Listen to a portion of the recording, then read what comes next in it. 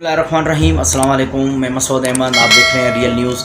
दोस्तों, आशिक और उसकी आशिकी का भी क्या कहना, चाहे वो मौलवी क्यों ना हो। ये जो आप देख रहे हैं मौलवी, ये साहिवाल की मेन ऑफिस हेल्थ से गिरफ़्तार किया गया। ये बुर्का पहन के आया और अपनी महबूबा से मिलने जा रहा था। पता नहीं कितनी हसरतें थी इसकी, कितनी दिल में एक जैसे हांडियों में एक गोश्त उबलता है ऐसे ही, या चने उबलते हैं, तो ऐसे ही इसके दिल में भी इश्क के, प्यार के, मोहब्बत के ऐसी जौहर उबल रहे थे कि आज मिलूंगा अपनी महबूबा से। लेकिन हुआ क्या दोस्तों, बेचारा पकड़ा गया, इश्क में नाकाम हुआ। इस चीज़ का हमें बड़ा दुख है यार। इश्क करो, देखो इश्क करो, लेकिन उसके साथ जो है ना बेवफाई मत करो, निकाह करो। हम तो यही मशवरा देंगे, इश्क करो लेकिन निकाह भी करो, मिस यूज़ ना करो।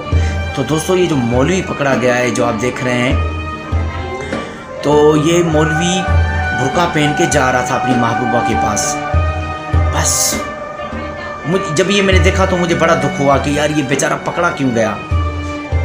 अगर उसकी नीयत बुरी थी तो ये पकड़ा गया, ये बहुत अच्छा हुआ, इस मौलवी को पकड़ा गया।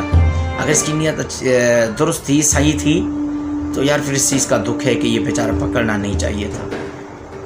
कम टू द पॉइंट, इसकी अगर नीयत अच्छी थी कि मैं निकाह करूँगा, इससे शादी करूँगा, बच्चे होंगे, किसी को हाफिज़, किसी को उलमा, किसी को मुफ्ती बनाऊँगा, तो दोस्तों ऐसे लोगों को पकड़ना नहीं चाहिए। ऐसो ढील देनी चाहिए, ढील, जा भाई जा, इश्क के पेंच लड़ा दो। लेकिन दोस्तों ये याद रख लेना कि सारों तारों मदार इंसान का नीयत पे है।